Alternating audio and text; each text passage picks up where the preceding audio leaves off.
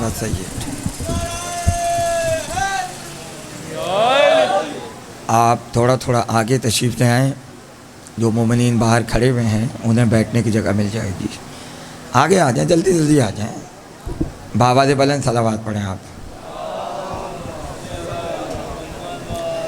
میں نے کہا ہے بلند آواز سے صلوات پڑھیں. بڑھاؤ, آواز بڑھاؤ. اگر یہی بلند صلوات ہے تو آگے پتہ نہیں کیا ہوگا. بلند آواز سے صلوات پڑھیں بھائی.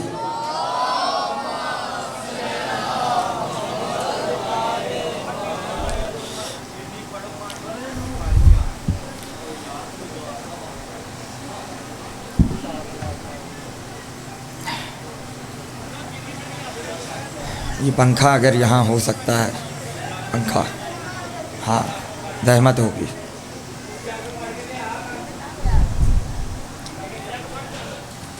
اعوذ باللہ السمیع العلیم من الشیطان اللعین الرجیم.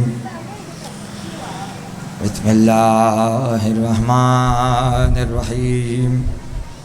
الحمد للہ رب العالمین والصلاة والسلام علی اشرف الانبیاء والمرسلین خاتم النبیین وشافع المحشر سیدنا المسدد بشیرنا الممجد نذیرنا المؤید المصطفى الامجد المحمود الاحمد ابی القاسم محمد وآل بیتہ الطیبین الطاہرین المعصومین المظلومین الذین اذهب اللہ عنہم الرجس وطہرہم تطہیرا.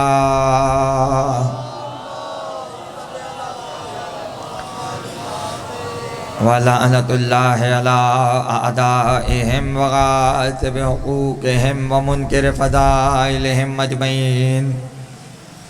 أما بعد فقد قال الله سبحانه وتعالى في محكم كتابه الحكيم وقوله الحق.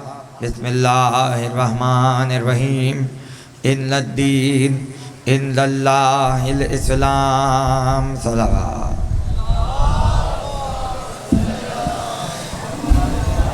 ایک مرتبہ بآواز بلند صلوات.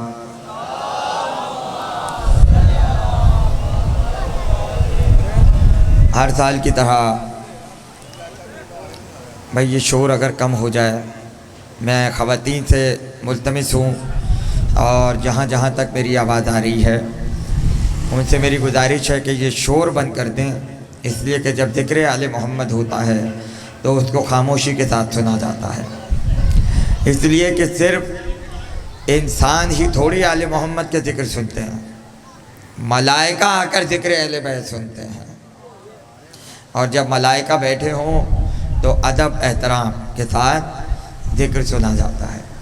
اور مجھے یہ بتایا گیا کہ اس کا ایکو تھوڑا سا کم کریں کہ اس مجمع میں اہل سنت بھی موجود ہیں اور شیعہ بھی موجود ہیں. بس کافی ہے. بہت شکریہ. میری نظر میں تو شیعہ اور سنی کچھ نہیں ہوتا. میں تو یہ کہتا ہوں کہ انسان ہونا چاہیے, اور اگر انسان ہو جائے تو خود بخود علی کی محبت اس کے دل میں آ جاتی ہے. پیغمبر نے کہا تھا کہ یا علی تمہاری محبت ایمان ہے, تمہاری محبت ایمان ہے. کوئی مومن ہی نہیں بن سکتا جب تک علی کی محبت نہ ہو. اب یہ کلمہ پڑھنے والوں کی مرضی ہے کہ وہ علی سے محبت کر کے اپنے ایمان کو بچا لیں, یا ان کی مرضی ہے علی کا بغض دل میں رکھ کے کافر ہو جائے. جو در علی پہ آ جاتا ہے وہ کہیں نہیں آ سکتا. عجیب بات ہے کہ ناد علی ایک ایسی عبادت ہے, ایک ایسا ورد ہے کہ جیسے اہل سنت بھائی بھی مانتے ہیں، شیعہ بھی مانتے ہیں، دونوں نعت علی پڑھتے ہیں. جب بھی کوئی پریشانی ہوئی نعت علی کا ورد کیا. حالانکہ سورہ الحمد میں پروردگار تو یہ کہا جاتا ہے اہدنا الصراط المستقیم، ہم تو تجھی سے مدد چاہتے ہیں. اگر بات پہنچ رہی ہے تو بولیے گا تاکہ میں آگے بڑھ جاؤں اور مجھے لگے کہ آپ تک بات پہنچ رہی ہے. پہلی بار آپ کی خدمت میں حاضر ہوا ہوں، ایک ایک جملہ بہت غور سے سننے کی ضرورت ہے، اور جب بات پہنچے تو سبحان اللہ کہہ کر بتانا ہے کہ بات پہنچ گئی ہے، تاکہ میں آگے بڑھ جاؤں، مجھے یقین ہو جائے کہ بات آپ تک پہنچ گئی ہے.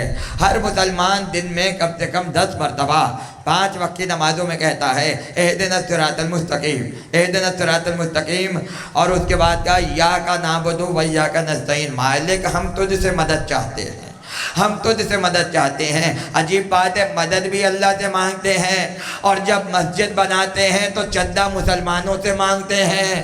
جب اللہ کی مدد کافی ہے تو مسلمانوں سے مدد مانگنے کی ضرورت کیا ہے؟ جب آپ کی مدد بغیر مسلمانوں کے پوری نہیں ہوتی تو ہماری بھی بغیر علی کے مکمل نہیں ہوتی. خدا سلامت رکھے. یہی حق ہے سننے کا.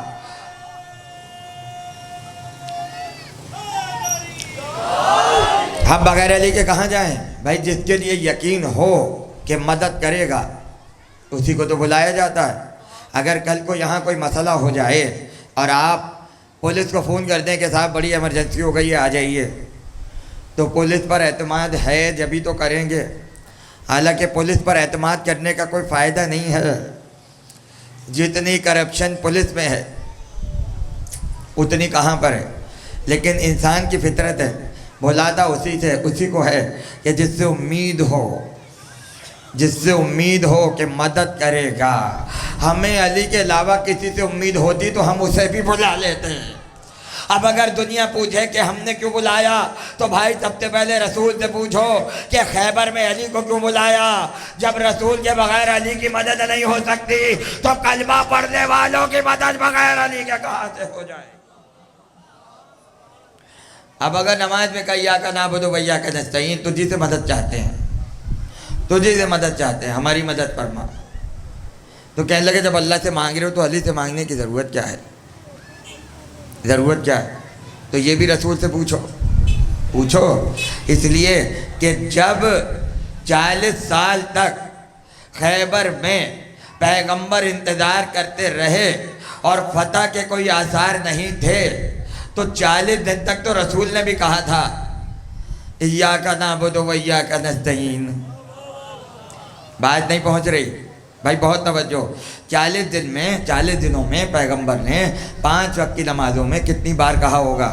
10 مرتبہ. اور اگر 10 کو 40 سے ملٹیپلائی کر دیں کتنے ہو گئے؟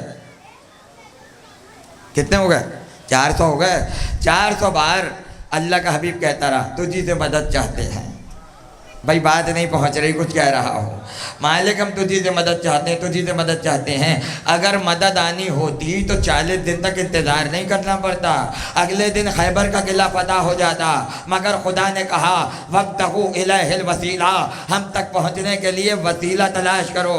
ہم کسی کے کام اس وقت تک نہیں آئیں گے جب تک وسیلہ نہ تلاش کیا جائے. اب اگر پیغمبر اللہ کو مدد کے لیے بلائیں گے تو اللہ پر واجب ہے کہ کوئی ایسا وسیلہ بنائے کہ جو آئے اور اللہ کی مدد پوری ہو جائے. جب وہ آئے تو وہ اس کی مدد نہ رہے بلکہ خدا کی مدد ہو جائے. 40 دن کے بعد جبریل آئے اور آ کر کہہ دیجئے نادے علی مظہر العجائب تجدہ عون اللہ کا فی النوائب، علی کو بلاؤ کہ جو عجائبات کا مظہر ہے.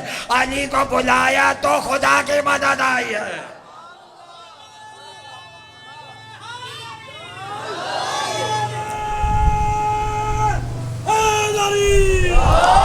علی کو بلایا ہے تو مدد آئی ہے. اس لیے نادی علی میں علی کو کہا مظہر العجائب. مظہر العجائب، مظہر العجائب کا مطلب کیا ہے؟ عجائبات کا ظاہر کرنے والا. عجائبات کا ظاہر کرنے والا. عجائب جمع ہے عجیب کی، اور عجیب وہ ہوتا ہے جو سمجھ میں نہ آئے. بھائی توجہ رہے، عجیب وہ ہوتا ہے جو سمجھ میں نہ آئے. اللہ کے ناموں میں سے ایک نام ہے رازق، رزق دینے والا. ایک نام ہے رحمان، رحم کرنے والا. ایک ہے رحیم، مہربانی کرنے والا، اتنے پیارے پیارے نام ہیں، مگر فوراً نام آ جاتا ہے قہار، عذاب دینے والا، ذوالجلال والاکرام، جلال والا۔ توجہ ہے، جو اللہ رحمان ہو، رحیم ہو اور صاحب جلال بھی ہو جائے، کتنی عجیب بات ہے۔ بات پہنچ رہی ہے بھائی؟ جو رحم کرے وہ غصہ نہیں کرتا، اور جو غصے والا ہو وہ رحم نہیں کرتا۔ اللہ کے یہاں دو صفتیں متضاد ہیں۔ متضاد کا مطلب یہ ہے کہ دونوں ایک دوسرے سے میچ نہیں ہوتی ہیں، یہ اللہ کی ذات کا کمال ہے۔ لیکن ہوتا کیا ہے، جو اللہ والا ہوتا ہے اس کے لیے رحمان ہے، اور جو اللہ کا دشمن ہو نہیں سمجھ رہے ہے، اس کے لیے پروردگار ذوالجلال والاکرام ہے، اس کے لیے اللہ قہار ہے، اپنا قہر نازل کرتا ہے۔ اللہ کی ذات کی صفتیں یہ ہیں کہ اللہ رحمان بھی ہے، رحیم بھی ہے، اور ذوالجلال والاکرام بھی ہے، عذاب نازل کرنے والا بھی ہے۔ اب یہ انسان کی مرضی ہے، اللہ کی رحمت چاہتا ہے یا عذاب چاہتا ہے، اللہ کی رحمت چاہتا ہے یا عذاب چاہتا ہے۔ اللہ نے علی کو مظہر العجائب بنا کر بتلایا کہ جس طرح سے مجھ میں متضاد صفتیں ہیں، اسی طرح علی میں بھی متضاد صفتیں ہیں، اور وہ صفت یہ ہے کہ جب علی روٹی کھاتے تھے تو گھٹنے سے توڑتے تھے۔ کہاں وہ علی کہ روٹی کھائے تو گھٹنے سے توڑے، اور کہاں وہ علی کہ خیبر کا دروازہ اکھاڑے تو ایک انگلی پہ اکھاڑے، ایک انگلی پر اکھاڑے۔ کسی نے کہا تھا یا علی روٹی تو گھٹنے سے توڑتے ہیں، دروازہ انگلی پہ اٹھا لیا۔ کہنے لگے اپنی طاقت سے تھوڑی، طاقت ربانی سے اکھاڑا ہے، طاقت ربانی سے اکھاڑا۔ اس لیے اب مجھے خیبر تو نہیں پڑھنی، یا پڑھوں؟ سنیں گے بھائی؟ دیکھیے بات یہ ہے کہ علی کی وجہ سے دنیا میں بہت سے لوگ مشہور ہو گئے۔ اگر علی نہ ہوتے تو ان کا کوئی نام لینے والا نہیں ہوتا۔ خنبر کو جانا علی کی وجہ سے، عمار کو جانا علی کی وجہ سے، حذیفہ کو جانا علی کی وجہ سے، میثم تمار کو جانا علی کی وجہ سے۔ آج کسی بزرگ سے پوچھئے گا، اگر نماز کھڑے ہو کے نہ پڑھ سکیں تو بیٹھ کے پڑھتے ہیں، بیٹھ کے نہ پڑھ سکیں تو لیٹ کے پڑھتے ہیں، لیٹنے میں بھی مسئلہ ہو تو اشارے سے پڑھتے ہیں، اشارے سے۔ اور اگر اشارہ کرنے کی بھی طاقت نہ ہو تو آنکھوں سے پڑھتے ہیں، جہاں جہاں آنکھ پھیریں گے آنکھوں کے ذریعے نماز پڑھی جائے گی۔ آنکھیں بند کی اس کا مطلب رکوع، پھر کھولی اس کا مطلب رکوع سے اٹھے، پھر بند کی اس کا مطلب سجدے میں گئے، پھر کھولی اس کا مطلب کھڑے ہو گئے۔ تو نماز صرف آنکھوں سے نہیں پڑھی جاتی، بلکہ نماز صرف جسم سے نہیں پڑھی جاتی بلکہ آنکھوں سے بھی پڑھی جاتی ہے۔ اب یہ پڑھنے والے پر ہے کہ کھڑے ہو کے نماز کیسے پڑھے، بیٹھ کے نماز کیسے پڑھے، لیٹ کے نماز کیسے پڑھے، اشارے سے نماز کیسے پڑھے۔ کائنات میں دو ہی عبادتیں ہیں کہ جو آنکھوں کے اشارے سے کی گئی، یا تو خدا کی عبادت کی گئی، یا میثم تمار نے دار پہ کھڑے ہو کر علی کے فضائل بیان کرنا شروع کیے۔ پہلے زبان سے سنائے، زبان کاٹ دی، ہاتھ کے اشاروں سے سنائے، ہاتھ کاٹ دیے۔ اس کے بعد اب جب ہاتھ نہ ہو اور زبان نہ ہو تو آنکھ رہ جاتی ہے۔ علی کے فضائل کو آنکھوں سے بیان کرنا کوئی میثم تمار سے سیکھے، یا تو خدا کی عبادت آنکھوں سے ہوئی ہے یا علی کے فضائل آنکھوں سے بیان ہوئے ہیں۔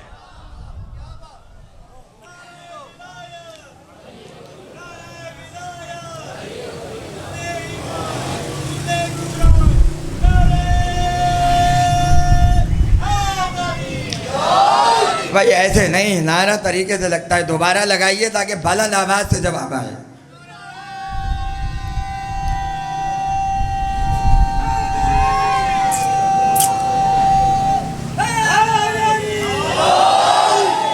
خدا آپ کو سلامت رکھے، خدا آپ کو سلامت رکھے۔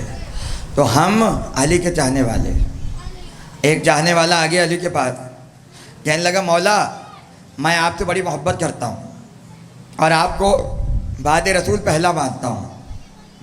پہلا علی مسکرائے اور مسکرا کے کہا، بھائی جملہ سنیے گا، کہنے لگے جو مجھے چوہتا نہ مانے اس پہ خدا کی لعنت ہو۔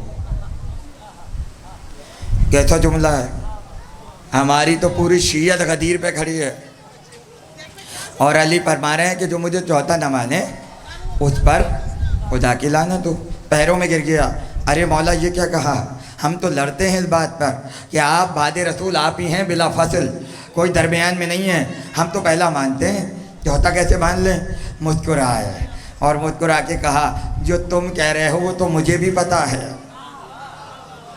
مگر اس کے باوجود میں کہہ رہا ہوں جو مجھے چوتھا نہ مانے اس پر خدا کی لعنت ہو. اس نے کہا مولا کیوں؟ کہنے لگے یہ تو بتاؤ قرآن میں سب سے پہلے کس کی خلافت کا اعلان ہوا؟ کہا آدم. آدم. کہا اس کے بعد اللہ نے خلیفہ کس کو کہا؟ کہا حضرت داؤد. کہا داؤد کے بعد کس کو کہا؟ کہنے لگے حضرت ہارون. اللہ نے کہا ہم داؤد کو خلافت دے رہے ہیں، ہم ہارون کو بعد موسیٰ خلیفہ بنا رہے ہیں. بھائی توجہ رہے. اس کے بعد کا چوتھی خلافت کس کی ہے؟ کہ آپ کے علاوہ کسی کی خلافت کا ذکر قرآن میں نہیں ہے. قرآن میں پہلا خلیفہ آدم ہے، دوسرا خلیفہ داؤد ہے، تیسرا خلیفہ ہارون ہے، چوتھا خلیفہ ہے ابو طالب کا بیٹا علی نے کہا آپ سمجھے جو مجھے قرآن کا چوتھا نہ مانے. ارے بھائی جواب نہیں آ رہا مجھے، توجہ رہے. جو مجھے قرآن کا چوتھا نہ مانے اس پر خدا کی لعنت ہو. یہ ہے علی کا مزاح. مزاح خوش کرنے کے لیے جملے کہتے تھے، مگر میں اب آپ کو خوش کرنے کے لیے جملہ کہہ رہا ہوں. علی کو چاروں حالتوں میں مانا جا سکتا ہے. پہلا مانو، دوسرا مانو. بات نہیں پہنچ رہی. اے بھائی کچھ بولیں تو بولیں تو. تیسرا مانے یا چوتھا مانے. لیکن دیکھا یہ جائے گا کہ کہاں پہ کیا ماننا ہے. علی کہاں پر پہلے ہیں، کہاں پہ دوسرے ہیں، کہاں پہ تیسرے ہیں اور کہاں پہ چوتھے ہیں. اب کیا ہوا؟ اب پتہ چلا پہلا مانا تو امام پہلا مانا. بھائی میرا جملہ ضائع مت کیجیے گا، پیچھے تک کیا بات پہنچ رہی ہے بتائیے گا ضرور. پہلا مانا تو پہلا امام مانا، چوتھا مانا تو قرآن کا چوتھا خلیفہ مانا، دوسرا مانا تو پیغمبر نے کہا میں اور علی ایک نور سے بنے ہیں، نور محمد کا دوسرا مانا. اب میں بہت اہم جملہ کہہ رہا ہوں، میرا جملہ ضائع مت کیجیے گا.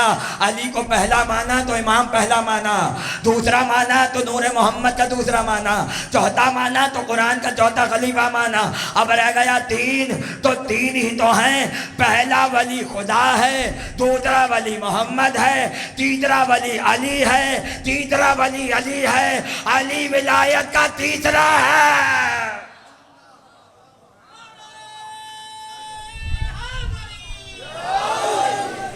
علی ولایت کا تیسرا ہے. ولایت کا تیسرا، پہلا امام، دوسرا نور، تیسرے ولی.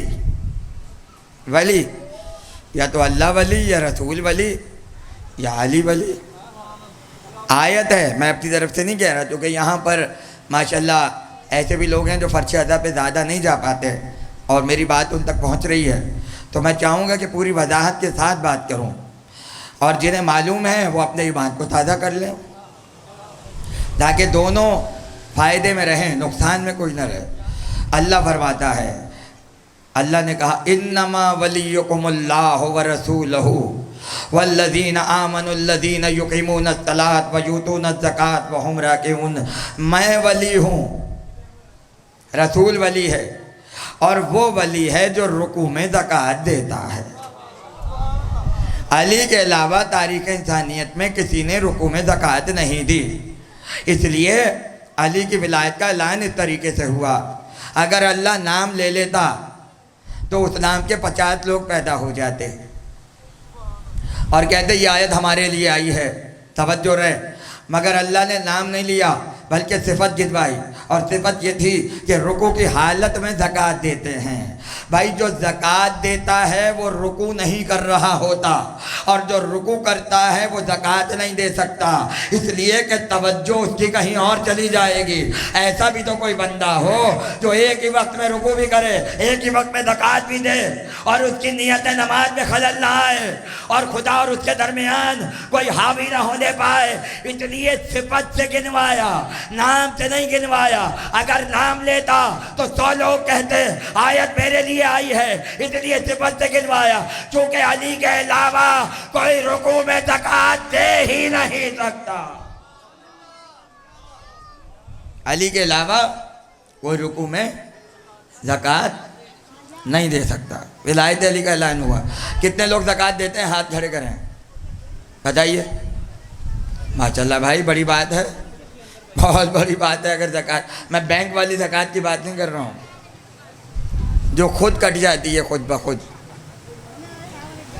نہیں سمجھے؟ معلوم ہے، بینک پہ پوچھا جاتا ہے شیعہ ہیں یا سنی؟ انہوں نے کہا کیوں؟ اگر آپ شیعہ ہیں تو زکوٰۃ نہیں کٹے گی، اس لیے کہ شیعوں کے یہاں زکوٰۃ کا نظام دوسرا ہے، اور اگر آپ سنی ہیں تو ہر سال آپ کی زکوٰۃ بینک والے خود بخود کاٹ لیں گے۔ اس منزل پہ سارے شیعہ ہو جاتے ہیں۔ صاحب زکوٰۃ نہیں کٹے گی، لکھ دو شیعہ ہیں، شیعہ ہیں۔ اور ہی نہیں فرما رہا بھائی، صرف ہنسنا نہیں ہے، بولنا بھی ہے منہ سے۔ اگر بولیں گے تو میں آگے بڑھوں گا۔ زکوٰۃ کہتے ہیں مال کے 40ویں حصے کو۔ کسے کہتے ہیں؟ 40ویں حصے کو۔ اب اگر 40 روپے ہوں، کتنے کی زکوٰۃ ہوگی؟ 1 روپے کی۔ خوش رہیے، سلامت رہیے۔ تو مال زکوٰۃ کا 40واں حصہ، اور خمس کے کتنے حصے؟ 5۔ 100 روپے ہوں گے، کتنے کا خمس جائے گا؟ 20 روپے۔ بھائی یہی ہوگا نا، 5واں حصہ 100 روپے کا ہے 20، اور جو زکوٰۃ ہے وہ 40واں حصہ ہے۔ خمس ہے 5واں حصہ، بھائی توجہ رہے، اور زکوٰۃ ہے 40واں حصہ۔ علی نے رکوع میں زکوٰۃ دی ہے، اور جس چیز کی زکوٰۃ دی ہے وہ ہے مال کا 40واں حصہ۔ بھائی توجہ رہے، اور بدلے میں آئی ہے ولایت کی آیت۔ اب دیکھنا یہ ہے کہ علی نے زکوٰۃ میں دیا کیا ہے، اور ہی نہیں فرما رہا، کہ جس کی وجہ سے ولایت کی آیت نازل ہوئی، ولایت کی آیت نازل ہوئی۔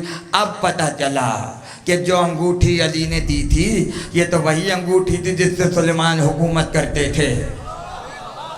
پورا ملک سلیمان اس انگوٹھی پہ چل رہا تھا، اور اس انگوٹھی کی وجہ سے جنات بھی سلیمان کے قابو میں تھے، فرشتے بھی سلیمان کے قابو میں، انسان بھی سلیمان کے قابو میں۔ ایک انگوٹھی کی وجہ سے پورا ملک چل رہا تھا، اور اس انگوٹھی کو علی نے زکوٰۃ میں دے دیا، اور جب زکوٰۃ میں دیا تو بدلے میں ولایت کی آیت نازل ہو گئی۔ ارے کہاں بیٹھے ہیں، کہاں بیٹھے؟ میں کیا جملہ کہہ رہا ہوں؟ علی جب حکومت کی زکوٰۃ دے تو ولایت کی آیت نازل ہوتی ہے، اور زکوٰۃ کہتے ہیں مال کے 40ویں حصے کو۔ تو پتہ یہ چلا کہ جس بات پر سلیمان کی حکومت چل رہی تھی، علی نے اس کا 40واں حصہ دے کر بتلایا کہ جہاں پر سلیمان کے ملک کی حد ختم ہو، وہیں سے علی کی ولایت کی حد شروع ہوتی ہے۔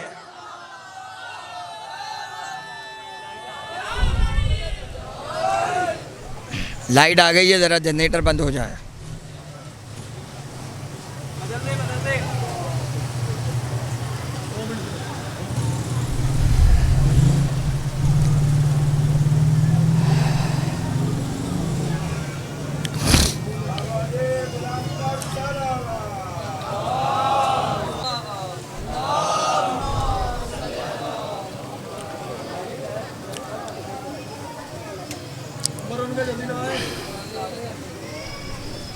بھائی نعرہ لگتا رہے، خاموشی نہیں ہونی چاہیے مجلس میں۔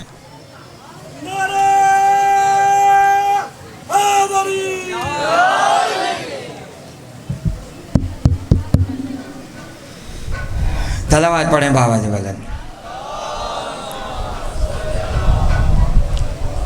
بھائی اگر گرمی زیادہ ہے تو مجھ سے زیادہ گرمی تو کسی کو نہیں لگنی چاہیے، تو اگر آپ اتنے باریک آواز میں صلوات پڑھیں گے تو بلند کیا ہوگا؟ بلند آواز سے صلوات پڑھیں۔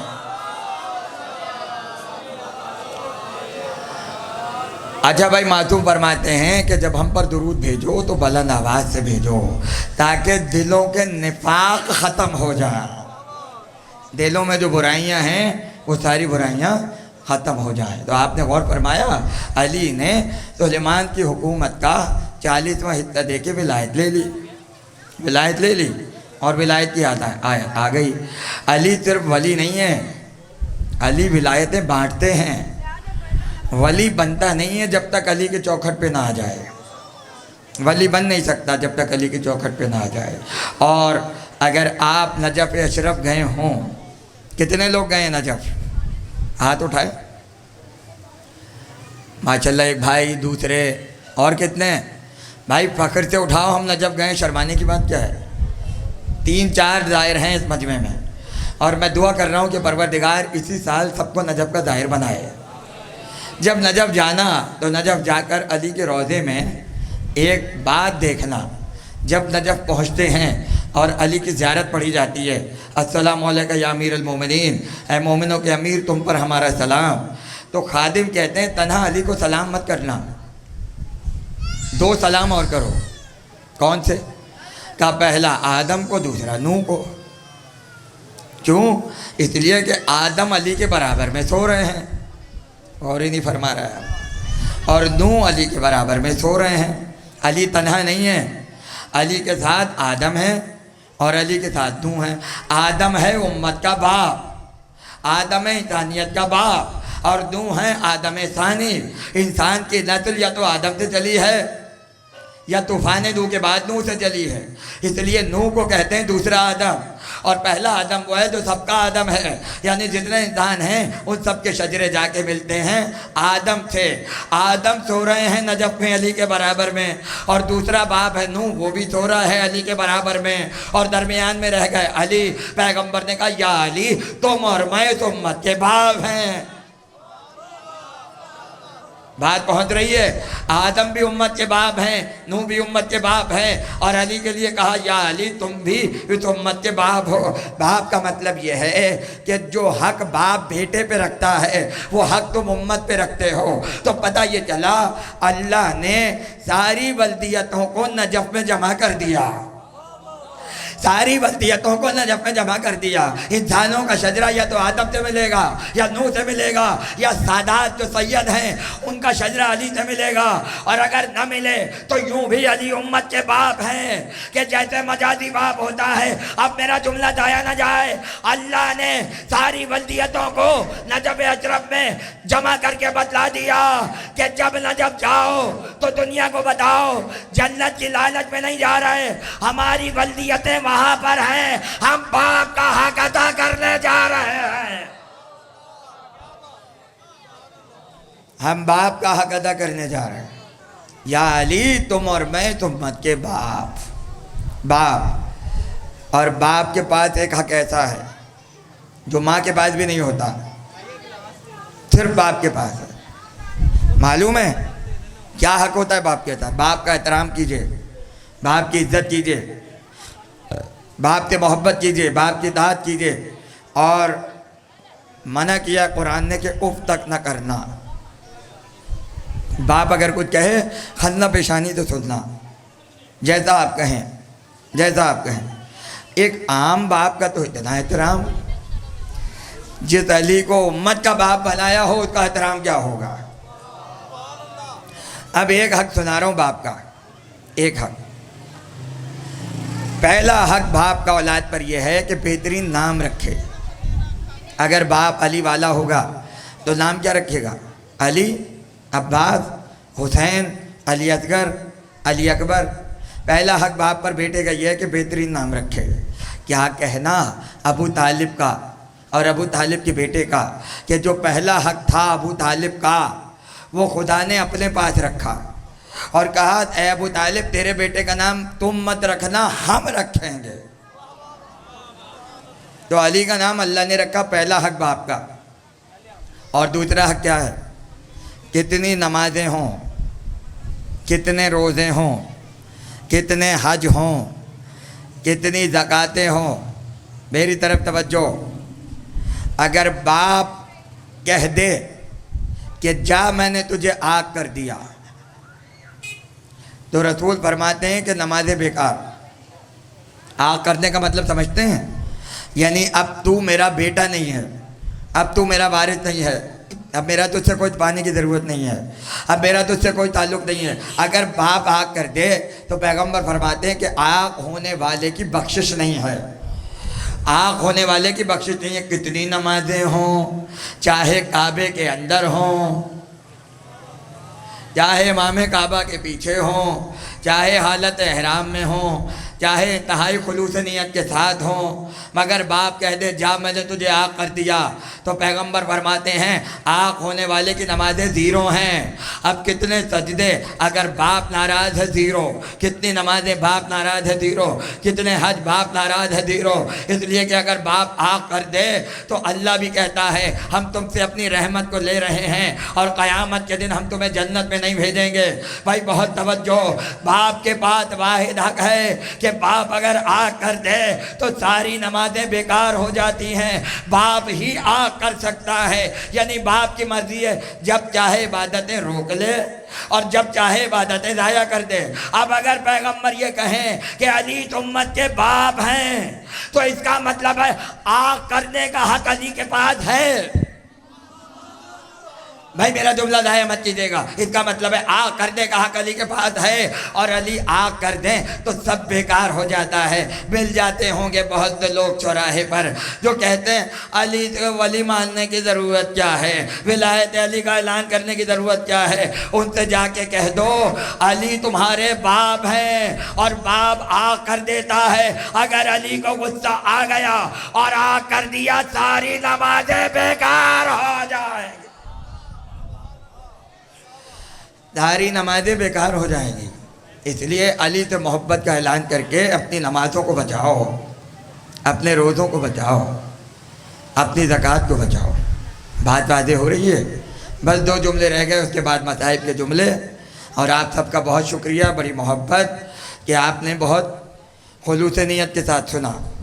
لیکن میرا ایک جملہ یاد رکھیے گا، کبھی بھی علی کو سمجھنے کی کوشش مت کیجیے گا۔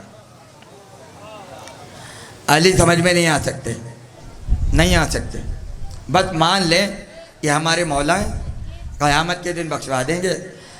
علی کو تلاش کرنے کی ضرورت نہیں کرنا، ورنہ اگر تلاش کرنے نکلے اور ظرف نے ساتھ نہیں دیا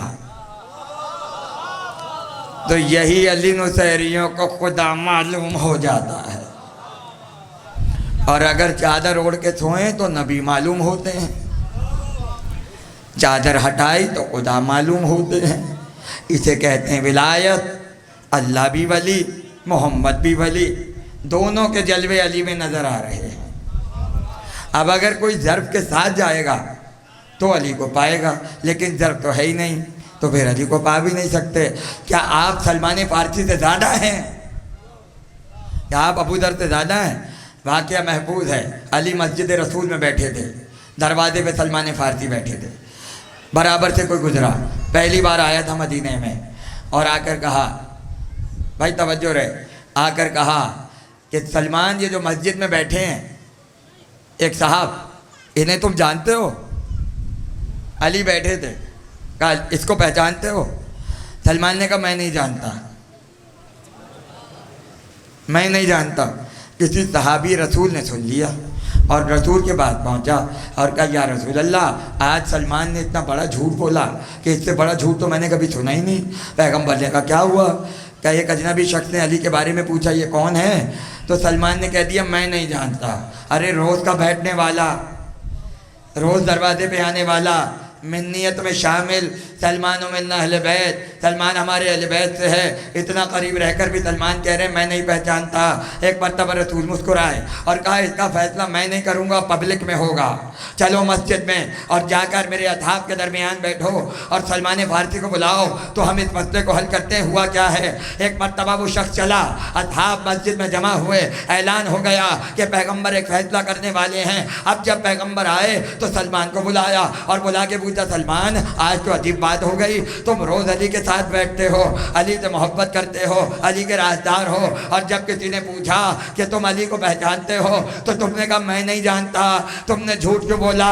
کہا یا رسول اللہ جھوٹ تھوڑی بولا ہے بلکہ حق بیان کیا ہے۔ کہا سلمان وہ کہتے، کہا وہ ایسے کہ آپ ہی تو کہتے ہیں علی کو یا تو میں نے سمجھا ہے یا خدا نے سمجھا ہے۔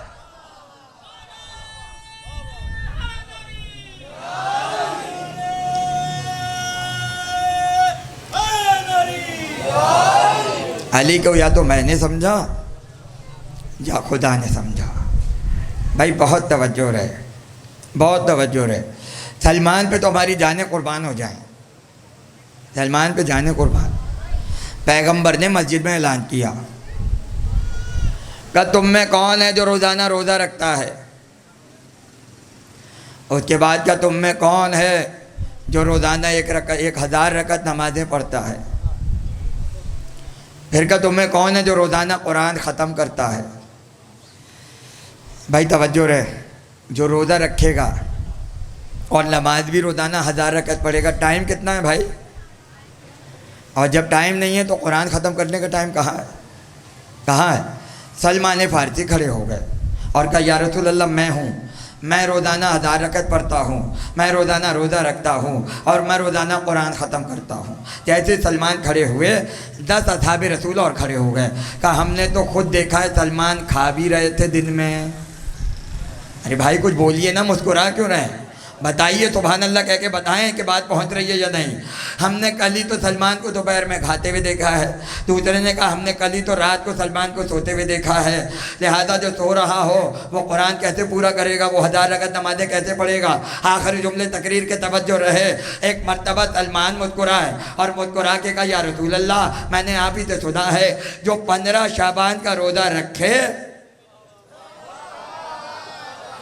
وہ گویا پورے سال کا روزہ رکھتا ہے، تو میں روزہ رکھتا ہوں 15 شعبان کا، تو پورے سال کے روزے ہو جاتے ہیں۔ اس کے بعد کا 1000 رکعت کیسے؟ کہنے لگے یا رسول اللہ میں روزانہ 3 مرتبہ قل هو اللہ پڑھتا ہوں، اور آپ فرماتے ہیں جو 3 مرتبہ سورہ اخلاص پڑھے گویا اس نے 1000 نمازیں ختم کی۔ اس کے بعد کہا قرآن کیسے ختم کیا؟ بھائی توجہ رہے، قرآن کیسے ختم کیا؟ کہا یا رسول اللہ آپ ہی فرماتے ہیں قرآن علی کے ساتھ ہے، علی قرآن کے ساتھ ہے، جو 3 مرتبہ علی علی کرے وہ 1 بار قرآن ختم کرے۔ ارے میں روزانہ علی علی کرتا ہوں، قرآن ختم ہو جاتا۔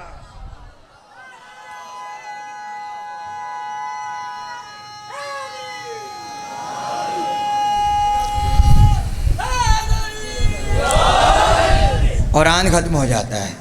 بھائی پہلی ملاقات تھی آج، اور جس طرح سے میں پیش کر سکا آپ کی خدمت میں فضائل علی پیش کر دیے۔ اب ظاہر وقت بھی کم ہے، مسجد بھی پڑھنی ہے اس کے بعد، اور پھر اشارہ بھی ہو گیا کیونکہ آپ کی مجلس کے بھی ٹائم مقرر ہے، مجبوری ہے، ورنہ بہت کچھ کہتا۔ اگر دوبارہ آنا ہوا تو انشاءاللہ آپ کی خدمت میں عرض کریں گے۔ بس اس دعا کے ساتھ رخصت ہوں گا کہ پروردگار موت دے تو ولایت علی پر، اور موت دے تو حسین کی عزاداری پر، ایک عزاداری اور ایک ولایت علی، اس کے علاوہ ہمارے پاس کچھ نہیں ہے، اور دشمن اسی کو تباہ کرنے کے چکر میں ہے، کبھی باہر سے کبھی اندر سے، کبھی اندر سے مخالفت ہوتی ہے کبھی باہر سے ہوتی ہے۔ تو علی کی ولایت کو اپنے سینوں سے لگائیے، حسین کی عزاداری کو اپنے دل میں بسائیے اور اگلی نسل تک منتقل کر دیجیے۔ بس ہو گئی گفتگو۔ حسین کربلا ولایت علی تو بچانے آئے تھے، نمازیں تو یزید کا لشکر بھی پڑھ رہا تھا، روزہ تو وہاں بھی تھا، کلمہ تو وہاں بھی تھا، مگر حر نے آ کے بتایا جب مجھے ولی مل گیا تو خدا مل گیا۔ اس لیے حر علیہ السلام ہو گیا، حر علیہ السلام ہو گیا۔ سب سے پہلے مصائب سے پہلے آج کے دن کے کچھ آداب ہیں، ان آداب کو اپنے ذہن میں رکھیے۔ معصوم فرماتے ہیں 9 اور 10 محرم جب آئے کسی کو سلام مت کرنا، کسی کو سلام مت کرنا۔ آج اور کل سلام نہیں کیا جاتا کسی کو، اور معصوم نے فرمایا کسی سے ہاتھ مت ملانا، اس لیے کہ حسین کی شہادت کا دن ہے، اور اس کے بعد تک کسی کی خیریت مت پوچھنا کہ تم کیسے ہو، بس خاموش رہنا اور کوشش کرنا کم سے کم گفتگو ہو، اور تسبیح پڑھتے رہنا، اللہم العن قتلۃ الحسین و اصحاب الحسین و علی بن الحسین۔ اس کے علاوہ زبان پہ کچھ نہ ہو۔ آستینوں کو کوہنیوں تک چڑھانا، یہاں تک جیسے میں چڑھا رہا ہوں، ایسے حکم ہے ایسے۔ اور اس کے بعد کہا گریبان کو کھلا رکھنا، کھلا رکھنا، اس لیے کہ اگر کوئی تم سے پوچھے کہ تم نے اپنی یہ حالت کیوں بنائی ہوئی ہے تو اس سے کہنا آج فاطمہ کا بھرا گھر اجڑ گیا، آج فاطمہ کا بھرا گھر اجڑ گیا۔ عزاداروں، خدا بانی مجلس کی اس خدمت کو قبول فرمائے، اس ذکر حسین کو قبول فرمائے۔ دو جملے مصائب کے سنو۔ حسین رخصت آخر کے لیے در خیمہ پر آئے اور آ کر کہا اے زینب میرا آخری سلام، اے رباب میرا آخری سلام، اے ام کلثوم تم تک میرا آخری سلام پہنچے۔ جب سیدانیوں نے حسین کا سلام سنا تو خیمے میں کوہرام مچ گیا، اور اتنا کوہرام مچا کہ لشکر یزید کو ایسا محسوس ہوا کہ حسین دنیا سے رخصت ہو گئے، حسین دنیا سے رخصت ہو گئے۔ اور شہزادیاں کہتی تھیں آقا جا تو رہے ہو مگر یہ بتاؤ ہمیں کس پہ چھوڑا، ہمیں کس پہ چھوڑ کے جا رہے ہو؟ حسین نے ایک ایک بیوی کو وصیت کی اور وصیت کر کے چلے، خیمے سے باہر آئے، اور جب خیمے سے باہر آئے تو بے اختیار سید سجاد کی یاد آئی اور خیمے میں داخل ہوئے، اور سید سجاد سے کہا بیٹا اے سید سجاد میں وصیت کرنے آیا ہوں، اٹھو بیٹا اٹھو۔ عابد بیمار کی آنکھیں بند تھیں اور بستر پہ سو رہے تھے اور بے ہوشی کی حالت میں تھے۔ حسین نے ہاتھوں کو ہلایا، اٹھو سید سجاد، اٹھو سید سجاد۔ عزادارو جملہ سننا قیامت کا جملہ ہے۔ ایک مرتبہ عابد بیمار نے آنکھوں کو کھولا، اور جب آنکھوں کو کھولا اور پہلی نظر حسین پر گئی تو ایک جملہ کہا بابا بابا یہ تمہارے چہرے کو کیا ہو گیا، بابا یہ تمہارے چہرے کو کیا ہو گیا؟ اس کے بعد کیا بابا کیا چچا عباس مارے گئے؟ کیا چچا عباس میری طرف کیا دیکھ رہے ہیں آپ؟ میں مصائب پڑھ رہا ہوں، بھائی رونے جیسی شکل بناؤ، رو، شہادت امام کا دن ہے۔ اگر آج اسلام باقی ہے تو حسین کی وجہ سے، اس لیے کچھ تو اجر ادا کرو۔ میں اہل سنت بھائیوں سے بھی کہہ رہا ہوں روئیے، اور اگر رونا نہیں آتا امام فرماتے ہیں رونے کی شکل بناؤ، حسین کے غم میں رونے کی شکل بناؤ، میرا چہرہ مت دیکھو، سر جھکاؤ اور کوشش کرو آنسو آ جائیں۔ اس لیے کہ حسین کی ماں آتی ہے اور آ کر کہتی ہے کوئی میرے لال پہ رونے والا، ہے کوئی میرے حسین کا ماتم کرنے والا؟ ہاں عزاداروں، ایک بار سید سجاد نے کہا بابا بابا یہ آپ کے چہرے کو کیا ہو گیا؟ اس کے بعد عورت کا بابا کیا چچا عباس مارے گئے؟ کہا ہاں سجاد چچا عباس مارے گئے۔ اس کے بعد کا بابا قاسم کہاں ہیں؟ کہا وہ بھی مارے گئے۔ اور محمد کہاں ہیں؟ کہا وہ بھی مارے گئے۔ اس کے بعد پوچھا بھیا علی اکبر کہاں ہے؟ بھیا علی اکبر کہاں ہے؟ اکبر کا نام آیا۔ حسین نے یہ نہیں کہا کہ اکبر بھی مارا گیا، اکبر بھی مارا گیا، یہ نہیں کہا، اس لیے کہ حسین جانتے تھے کہ بھائی بھائی کا غم برداشت نہیں کر سکتا، اس لیے فوراً کہا اے سید سجاد اب مردوں میں تم باقی ہو، اب مردوں میں تم باقی ہو۔ اس کے بعد کہا سجاد خدا حافظ، اے بیٹا ہاتھوں میں ہتھکڑیاں پہن لینا، پاؤں میں بیڑی پہن لینا، مگر بد دعا نہ کرنا۔ اور اس کے بعد کہا سجاد سکینہ کو شام کے زندان میں دفنا دینا، سکینہ کو شام کے زندان میں دفنا دینا، ہم آ کر سکینہ کو لے جائیں گے۔ سنو عزاداروں، وصیت ختم ہوئی، حسین خیمے سے باہر آئے، جب باہر آئے ایک وصیت اور یاد آئی، اور سیدھے آئے سید سجاد کے پاس اور آ کر کہا بیٹا ایک وصیت رہ گئی۔ کہا بابا کون سی وصیت؟ کہا بیٹا جب مدینے جانا میرے شیعوں کو میرا سلام کہنا، اور کہنا کاش تم کربلا میں ہوتے اور دیکھتے میں اصغر کے لیے کہتے پانی مانگ رہا تھا۔ پس دو جملے مطائب کے۔ اس کے بعد کہا شیعوں سے کہنا جب کبھی کسی غریب کو دیکھو میری غربت کو یاد کرنا، جب کبھی ٹھنڈا پانی پیو میری پیاس کو یاد کرنا۔ ہائے حسین، ماتم حسین۔